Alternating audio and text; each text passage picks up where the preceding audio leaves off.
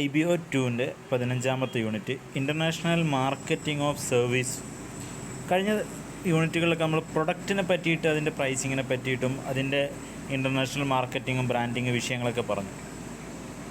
ഇനി സർവീസിനെ പറ്റിയിട്ടാണ്.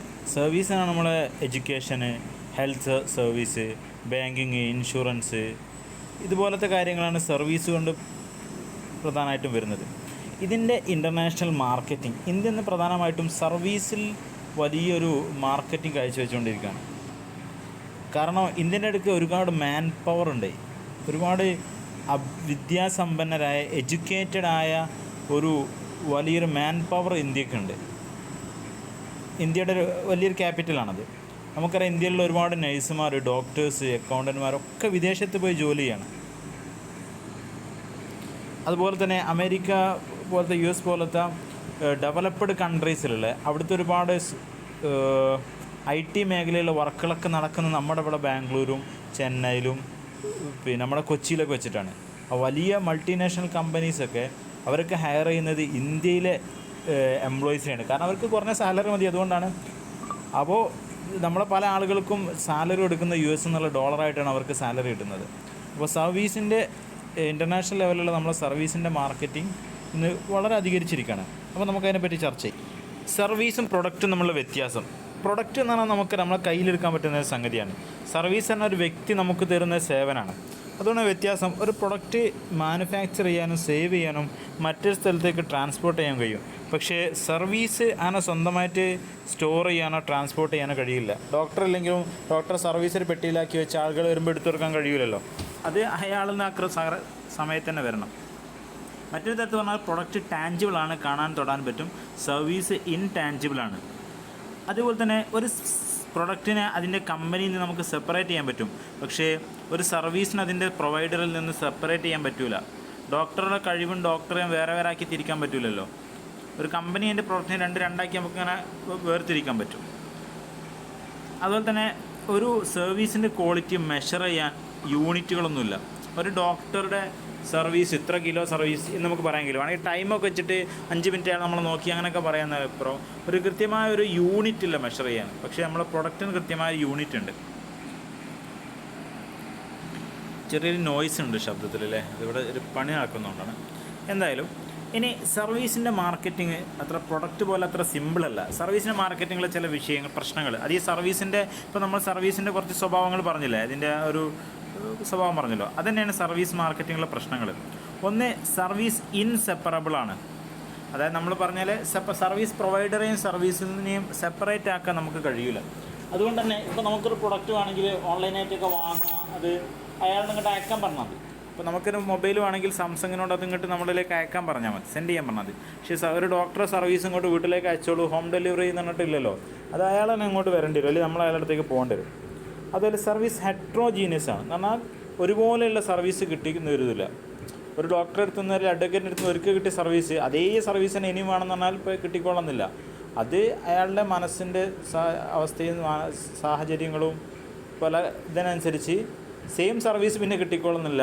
അതുപോലത്തെ ഒന്നും തന്നെ നമുക്ക് വേണമെന്ന് പറയാൻ പറ്റില്ല. ഒരാളൊരു ക്ലാസ് എടുത്ത് അതേ ക്ലാസ് ഇനിയും വേണം എന്നൊരു പറയാൻ പ്രയാസമാണ്. പക്ഷെ ഇന്നിപ്പോൾ റെക്കോർഡിങ് അവസരങ്ങളൊക്കെ ഉള്ളതുകൊണ്ട് ചില മേഖലയ്ക്കൊന്നും ഈ ഒരു ലിമിറ്റേഷൻ വരുന്നില്ല.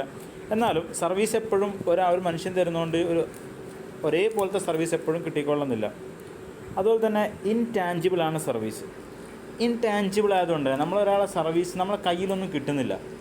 നമ്മളൊരു സോപ്പ് വാങ്ങുമ്പോൾ സോപ്പ് നമ്മളെ കയ്യിൽ കിട്ടുന്നുണ്ട്, പക്ഷേ ഒരു സർവീസിന് നമ്മളെ അടുത്ത് ഒന്നും കിട്ടുന്നില്ല. നമ്മൾ കൊടുക്കുന്ന ക്യാഷിന് ഒരു ടാഞ്ചിബിൾ നമുക്ക് തൊടാനും കാണാനും പറ്റുന്ന ഒരു ഒന്നും നമുക്കവിടെ കിട്ടുന്നില്ല എന്നുള്ളതാണ്. അപ്പോൾ കാണാനും തൊടാനും പറ്റാത്തതുകൊണ്ട് തന്നെ ഒരു മാർക്കറ്റിങ്ങിൽ വലിയൊരു വിഷയമാണത്. അത് കിട്ടുന്നവരുടെ കയ്യിൽ അനിശ്ചിതത്വമാണ്. എനിക്ക് പിന്നെ നല്ല രൂപത്തിൽ കിട്ടിയിട്ടുണ്ടോ എന്നൊരു എന്താണെന്ന് എനിക്ക് കിട്ടിയുള്ള ചോദ്യത്തിന് പലപ്പോഴും മറുപടി ഇല്ലാത്ത ഒരവസ്ഥ ഉണ്ടാകും. അപ്പോൾ അത് മറ്റൊരു പ്രശ്നം.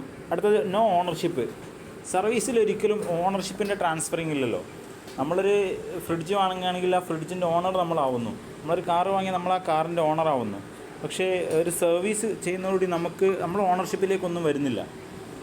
ഓക്കെ, നമ്മളൊരു ഓട്ടോ കയറി അവിടുന്ന് ബസ് സ്റ്റാൻഡ് വരെ പോയി കഴിഞ്ഞാൽ ഒരു സർവീസ് സ്വീകരിച്ചു, പക്ഷേ നമുക്കൊന്നും അവിടെ ഓണർഷിപ്പിലേക്കൊന്നും വരുന്നില്ല. അതുകൊണ്ട് തന്നെ വാങ്ങുന്ന ആൾക്ക് അത് ക്യാഷ് കൊടുക്കുന്ന ആൾക്കൊന്നും കിട്ടുന്നില്ല എന്നുള്ള സർവീസിന് മറ്റേ പ്രശ്നമാണ്. അതുപോലെ പെരിഷബിളാണ്, അതായത് പെട്ടെന്ന് അധികം ആയുസില്ലാത്തതാണ്. ഒരിക്കൽ കിട്ടിയൊരു സർവീസ് പിന്നെ നമുക്ക് ആസ്വദിക്കാൻ കഴിയില്ല. ഒരു ഓട്ടോക്കാരൻ നമ്മളെ ബസ് സ്റ്റാൻഡിൽ ഒരുക്കാക്കി തന്നാൽ ആ സർവീസ് അതോടെ കഴിഞ്ഞു. ഒരു പ്രൊഡക്റ്റ് ആണെങ്കിൽ ഒരു തക്കാളി ആണെങ്കിൽ ചിലപ്പോൾ ഒരു ദിവസം ഒരു 1-1.5 ദിവസമെങ്കിലും നിൽക്കും. പക്ഷേ സർവീസ് ആ ഒരു സെക്കൻഡോടെ കഴിഞ്ഞു. ഡോക്ടറെ കണ്ടാൽ നാളെ ഇനി അടുത്ത ആഴ്ച പനി വരുമ്പോഴും സെയിം സർവീസ് പറ്റില്ല, അത് പോയിട്ട് പുതിയ സർവീസ് വാങ്ങണം. അതുപോലെ സർവീസ് മെഷർ ചെയ്യാൻ പറ്റില്ല. ഇങ്ങനെയൊക്കെയാണ് സർവീസിൻ്റെ മാർക്കറ്റിങ്ങിൽ ഉള്ള പ്രശ്നങ്ങൾ. ഇൻ്റർനാഷണൽ മാർക്കറ്റിംഗ് ഓഫ് സർവീസിൽ നിലവിലുള്ള ചില തടസ്സങ്ങൾ, ബാരിയേഴ്സ്. ഒന്ന്, എല്ലാ രാജ്യങ്ങളും സർവീസിന് പ്രത്യേക ഡ്യൂട്ടിയും ടാക്സും, മാർക്കറ്റിംഗ് ഓഫ് സർവീസിന് സർവീസ് മാർക്കറ്റ് ചെയ്യുന്ന പ്രത്യേക ടാക്സുകൾ ചുമത്തുന്നുണ്ട്. അതുപോലെ തന്നെ സ്വന്തം രാജ്യത്തുള്ള സർവീസിന് വിദേശ സർവീസിൻ്റെ ഇടയിൽ വലിയ ഡിസ്ക്രിമിനേഷൻ നടത്തുന്നുണ്ട്. എല്ലാ രാജ്യത്തും ഇന്ത്യയിലുണ്ട്. നമ്മുടെ നാട്ടിലെ സർവീസ് പ്രൊവൈഡേഴ്സിനെ സംരക്ഷിക്കാൻ വേണ്ടിയിട്ട് വിദേശികൾ ഇങ്ങോട്ട് കടക്കുന്നതിനെ ഒരു തടഞ്ഞിട്ട് ചെറിയ ഡിസ്ക്രിമിനേഷൻ നടത്തുന്നുണ്ട്. അതുപോലെ അതിന് മറ്റൊരു രൂപമാണ് നാട്ടിൽ ഡൊമസ്റ്റിക് സർവീസിന് പ്രത്യേക സബ്സിഡിയൊക്കെ കൊടുത്തിട്ട് വിദേശ രാജ്യങ്ങളിൽ നിന്ന് വരുന്ന സർവീസിനെ തടഞ്ഞു വെക്കാനുള്ള ശ്രമങ്ങൾ പലപ്പോഴും കാണാം. ഇന്ത്യയിൽ ഒരു വിദേശ ബാങ്ക് വരികയോ അല്ലെങ്കിൽ വിദേശ ഇൻഷുറൻസ് കമ്പനികളൊക്കെ ഇന്ത്യയിൽ റയറല്ലേ, അതിങ്ങോട്ട് വരാൻ സമ്മതിക്കുന്നില്ല നമ്മൾ. അതുപോലെ തന്നെ ഈ ഇൻ്റർനാഷണൽ ലോയിൽ ഇൻ്റലക്ച്വൽ പ്രോപ്പർട്ടി, അതായത് ഈ കോപ്പി റൈറ്റ്സ് പേറ്റൻറ്റിനും കൃത്യമായ നിയമങ്ങൾ കറക്റ്റ് ഇല്ലാത്തതുകൊണ്ട് പലരും പല സർവീസ് പ്രൊവൈഡേഴ്സിൻ്റെയും പേറ്റൻറ്റും കോപ്പി റൈറ്റ്സൊക്കെ കട്ടെടുത്തിട്ട് സർവീസ് നടത്തുന്നുണ്ട്. അതുകൊണ്ട് തന്നെ അത് വലിയൊരു വിഷയമാണ്. ഇപ്പോൾ ഒരു ഇൻ്റർനാഷണൽ ബ്രാൻഡായ ഒരു ആപ്പിളിൻ്റെ എന്തെങ്കിലും സർവീസ് വിഷയം എടുത്തിട്ട് നമ്മളിവിടെ ആ സർവീസ് നമ്മൾ ആ പേരിൽ ഇവിടെ കൊടുക്കുക, അല്ലെങ്കിൽ ഏതെങ്കിലും ബാങ്കോ ഇൻഷുറൻസ് കമ്പനിയോ ഇൻ്റർനാഷണൽ ലെവലിൽ ഏതെങ്കിലും ഒരു കമ്പനിയുടെ പേര് വെച്ചിട്ട് ഇവിടെ നമ്മൾ ബിസിനസ് തുടങ്ങുക, ഒരാൾ സർവീസ് പ്രൊവൈഡിങ് തുടങ്ങാം. അതോടെ ആ കമ്പനി ഇങ്ങോട്ട് വരാൻ ശ്രമിക്കുമ്പോൾ ഓൾറെഡി ഇവിടെ ഉള്ളൊരു കമ്പനിയായി മാറും. ഓക്കെ, ഇപ്പോൾ നമുക്കറിയാം നമ്മളെ ഫ്ലിപ്കാർട്ടൊക്കെ തുടങ്ങിയത്, ഫ്ലിപ്കാർട്ട് മിന്ത്ര ഒക്കെ തുടങ്ങിയത് ശരിക്കും ബാംഗ്ലൂർ ബേസിലുള്ള കുറച്ച് ആളുകൾ തന്നെയാണെങ്കിലും, ഏതർ എനർജി പോലത്തൊക്കെ തുടങ്ങിയത് നമ്മളിവിടെ ആളുകളാണെങ്കിലും ഇപ്പോൾ അതിൻ്റെ ഏകദേശം 90% ഒക്കെ ഷെയറുകളും വിദേശ രാജ്യങ്ങളിലാണ്. അപ്പോൾ ഇവിടെ ചിലർ അനുകരിച്ചിട്ട് വേറെ ഫ്ലിപ്കാർട്ട് പോലത്തെ മറ്റും തുടങ്ങാം, ഏതർ പോലത്തെ വേറെ കമ്പനി തുടങ്ങാം. അതൊക്കെ ആ സർവീസ് പ്രൊവൈഡിങ്ങിനെ നന്നായിട്ട് ബാധിക്കും. നെക്സ്റ്റ്, അതുപോലെ ലാംഗ്വേജിൻ്റെ പ്രശ്നം, സർവീസ് പ്രൊവൈഡറിൻ്റെ പ്രശ്നം. ഇപ്പോൾ നമ്മളെ എഡ്യൂക്കേഷൻ ആവട്ടെ അല്ലെങ്കിൽ മെഡിക്കൽ ആവട്ടെ എല്ലാത്തിനും ഇൻ്റർനാഷണൽ ലെവലിൽ നമ്മൾ മാർക്കറ്റ് ചെയ്യുമ്പോൾ വലിയൊരു പ്രശ്നം, അതായത് നമ്മളെ കസ്റ്റമേഴ്സിനെ നമ്മളെ സർവീസ് തേടി നമ്മുടെ അടുത്തേക്ക് വരുന്നവർ അവരുടെ ആ ഫോറിൻ ലാംഗ്വേജ് നമ്മൾ സംസാരിക്കേണ്ടി വരും. അപ്പോൾ അതിൻ്റെ വലിയൊരു പ്രശ്നം സർവീസിൻ്റെ എക്സ്പോർട്ടിങ്ങിലുണ്ട് അല്ലെങ്കിൽ ഇൻ്റർനാഷണൽ മാർക്കറ്റിങ്ങിലുണ്ട്. പ്രൊഡക്റ്റിന് ആ വിഷയമില്ല, പ്രൊഡക്റ്റ് കൊടുത്താൽ മതിയല്ലോ. അതുപോലെ വിദേശ രാജ്യങ്ങളിൽ ജീവിക്കുന്ന ആളുകളുടെ അവരുടെ ആറ്റിറ്റ്യൂഡൊക്കെ മനസ്സിലാക്കാനുള്ള, വാല്യൂസൊക്കെ മനസ്സിലാക്കാനുള്ള ചില ഡിഫിക്കൽറ്റി. ഒരാൾക്ക് സർവീസ് കൊടുക്കുമ്പോൾ നമ്മുടെ അടുത്തേക്ക് സർവീസ് വരുമ്പോൾ അവരുടെ മനോഭാവം കാര്യങ്ങളൊക്കെ മനസ്സിലാക്കിയിട്ട് വേണം സർവീസ് കൊടുക്കാൻ. അതെങ്ങനെയാണ് നമുക്ക് മനസ്സിലാക്കുന്നതിനുള്ള പ്രശ്നങ്ങൾ. അതുപോലെ അവരുടെ കൾച്ചർ, ട്രഡീഷൻ, ഇതൊക്കെ മനസ്സിലാക്കുന്നിടത്തുള്ള പ്രശ്നങ്ങൾ. അവരുടെ സോഷ്യൽ വാല്യൂ, അല്ലെ status, standard of living, literacy, family compost, ഇങ്ങനെ ഒരുപാട് കാര്യങ്ങൾ മനസ്സിലാക്കിയിട്ട് വേണം സർവീസ് കൊടുക്കാൻ. അതൊക്കെ മനസ്സിലാക്കുന്നതിനുള്ള പരിമിതികൾ, ഇതൊക്കെ ഒരു ഇൻ്റർനാഷണൽ മാർക്കറ്റിങ്ങിനുള്ള സർവീസ് ഓഫ് മാർക്കറ്റിങ്ങിൻ്റെ ബാരിയേഴ്സാണ്. ചിലപ്പോൾ ചോദിച്ചേക്കാം. ഇൻ്റർനാഷണൽ ലെവലിൽ സർവീസ് മാർക്കറ്റിംഗ് നടത്തുന്നതിനുള്ള മെച്ചങ്ങൾ എന്തൊക്കെയാണ് രാജ്യത്തിന്? വളരെ സിമ്പിളാണ്, നമുക്കൊക്കെ അറിയുന്നത് തന്നെയാണ്. ഒന്ന്, ഗ്രോത്ത് ആൻഡ് ഡെവലപ്മെൻറ്റ്. രാജ്യത്ത് സർവീസ് പുറത്തേക്ക് നമ്മൾ പ്രൊവൈഡ് ചെയ്യാൻ തുടങ്ങി, മറ്റ് രാജ്യങ്ങളിലേക്ക് നമ്മൾ സർവീസുകൾ കൊടുക്കാൻ തുടങ്ങിയാൽ സ്വാഭാവികമായിട്ടും നമുക്ക് അവിടുന്ന് വരുമാനം കിട്ടും, രാജ്യം ഗ്രോത്ത് ഉണ്ടാവും, ഡെവലപ്മെൻറ്റ് ഉണ്ടാവും. അതുപോലെ കോമ്പറ്റീറ്റ്നെസ് ഉണ്ടാവും. സർവീസ് രാജ്യങ്ങൾ തമ്മിൽ അങ്ങോട്ടും ഇങ്ങോട്ടും എക്സ്പോർട്ട് ചെയ്യാനും ഇമ്പോർട്ട് ചെയ്യാനും തുടങ്ങിക്കഴിഞ്ഞാൽ ഡൊമസ്റ്റിക് ഫേമുകളൊക്കെ ക്വാളിറ്റി അധികരിപ്പിച്ച് പിടിച്ചിർത്താൻ കഴിയുള്ളൂ. ഇപ്പോൾ വിദേശ സർവീസുകൾ പലതും പല കോഴ്സുകളായിട്ടും പല ഓൺലൈൻ ക്ലാസ്സുകളായിട്ടും പലതായിട്ട് ഇങ്ങോട്ട് വരുന്നതുകൊണ്ട് ഇവിടെയുള്ള പല ക്ലാസ്സുകളും പലതും മെച്ചപ്പെടുന്നുണ്ടല്ലോ. അതുപോലെ help to increase the efficiency of our economy. നമ്മുടെ രാജ്യത്തെ സാമ്പത്തിക അവസ്ഥനെ എഫിഷ്യൻസി അധികരിപ്പിക്കാൻ സഹായിക്കുന്നു. ശരിയാണല്ലോ, വിദേശത്തുള്ള ഒരുപാട് മാർക്കറ്റുകൾ നമുക്ക് ആക്സസ് ചെയ്യാൻ പറ്റുന്നതോട് കൂടിയിട്ട്, അല്ലെങ്കിൽ അവിടുത്തെ ഒരുപാട് വരുമാനം ഇങ്ങോട്ട് വരുന്നതോട് കൂടിയിട്ട് നമ്മുടെ രാജ്യത്തെ എക്കണോമിൻ്റെ എഫിഷ്യൻസി കൂടും. അതുപോലെ തന്നെ കൺസ്യൂമേഴ്സിൻ്റെ വെൽഫെയർ കൂടും. കാരണം ഇൻ്റർനാഷണൽ ലെവലിലുള്ള നല്ല ക്വാളിറ്റിയുള്ള സർവീസുകളൊക്കെ കുറഞ്ഞ വിലക്ക് നമുക്ക് കിട്ടാൻ തുടങ്ങും. അതുപോലെ തന്നെ ജനങ്ങളുടെ standard of living അധികരിക്കും.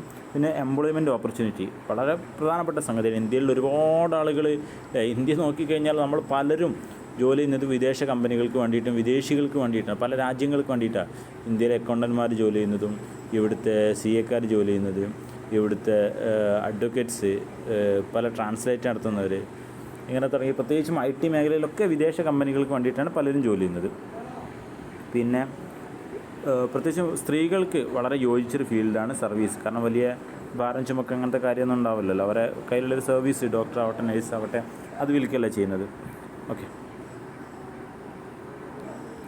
Next opportunities for Indian international marketing of service. അന്താരാഷ്ട്ര സർവീസ് മാർക്കറ്റിങ്ങിൽ ഇന്ത്യയുടെ സാധ്യതകൾ എന്തൊക്കെയാണ്? നമ്മൾ നേരത്തെ പറഞ്ഞു, ഇന്ത്യയിൽ ആളുകൾ നല്ല എഡ്യൂക്കേറ്റഡായ, അവർക്ക് ഗ്ലോബൽ ലാംഗ്വേജായ ഇംഗ്ലീഷ് അറിയുന്ന, ലോ കോസ്റ്റിൽ കിട്ടുന്ന ഒരുപാട് എംപ്ലോയീസ് ഇവിടെ ഉണ്ട്. ഒരു സിമ്പിൾ വർക്കർക്ക് ഒരു ഡെവലപ്ഡ് കൺട്രീസിൽ മാസം 50,000 രൂപ സ്വീപ്പർക്ക് അവിടെ അടിച്ചു വരുന്ന ആളുകൾക്ക് കൊടുക്കുന്നുണ്ട്. അപ്പോൾ ഇന്ത്യയിലുള്ള ഒരു സോഫ്റ്റ്വെയർ ഡെവലപ്പർക്ക് മാസം 40,000 രൂപ 30,000 രൂപ കൊടുത്താൽ അയാളെ കിട്ടും. അതാണ് ഇവിടുത്തെ അവസ്ഥ. അത്രയും ചീപ്പായിട്ട് ഇന്ത്യയിൽ, അതും നല്ല ക്വാളിഫൈഡ് ആയുള്ള ട്രെയിൻഡ് ആയിട്ട് സ്കില്ലുള്ള ആളുകളെ കിട്ടുന്നതുകൊണ്ട് തന്നെ വിദേശ മാർക്കറ്റിലൊക്കെ ഇന്ത്യൻ സർവീസ് പ്രൊവൈഡേഴ്സിന് സർവീസിന് നല്ല മാർക്കറ്റാണ്. ഇവിടെ ഇന്ത്യ വേരിയസ് സെക്ടേഴ്സ് ഇന്ത്യക്ക് അവസരങ്ങളുള്ളത് ഇൻഷുറൻസ് മേഖലയിൽ, telecommunication, information and technology sector, health care, banking, entertainment, education, ഈ ഫീൽഡിലൊക്കെ ഇന്ത്യക്ക് വലിയ അവസരങ്ങൾ ഇൻ്റർനാഷണൽ മാർക്കറ്റിലുണ്ട്. പലരും നടത്തിക്കൊണ്ടിരിക്കുന്നുണ്ട്. ഇനിയും ഓപ്പണായിട്ട് ഒരുപാട് അവസരങ്ങൾ കിടക്കുന്നുണ്ട്. ഇനി നമ്മൾ നേരത്തെ പറഞ്ഞ 1995 WTO കൊണ്ടുവന്ന ഗാഡ്സിലെ അതിലുള്ള കരാറുകൾ ഈ സർവീസിനെ സംരക്ഷിക്കാനും വേണ്ടിയിട്ടൊക്കെ നമ്മൾ നേരത്തെ മുമ്പൊക്കെ പറഞ്ഞതാണ്. അതിലേക്ക് പോകേണ്ട ആവശ്യമില്ല എന്ന് തോന്നുന്നുണ്ട്. മുമ്പൊക്കെ പറഞ്ഞതാണ്, എത്ര ഒരു പ്രാധാന്യം ഇല്ലാന്ന് തോന്നുന്നുണ്ട്. ഉണ്ടെങ്കിൽ തന്നെ ഒന്ന് വായിച്ചു നോക്കാവുന്നതാണ്. സിമ്പിളായ സംഗതികളാണ്. മുമ്പൊക്കെ നമ്മൾ പറഞ്ഞൊരു വിഷയം തന്നെയാണ്. അതോടെ ഈ ഒരു യൂണിറ്റ് അവസാനിച്ചു.